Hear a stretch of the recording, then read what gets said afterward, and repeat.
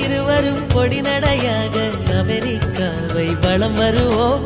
கடல் மேல் சிவப்பு கம்பளம் விரித்து ஐரோப்பாவில் குடிபுகுவோம்.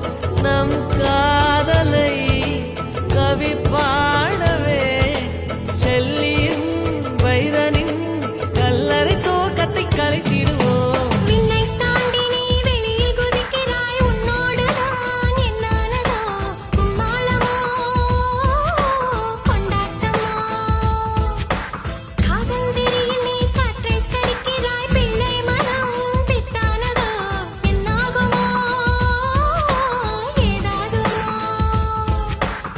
வாடை காற்றுக்கு வயசாச்சு, வாழும் பூமிக்கு வயசாச்சு.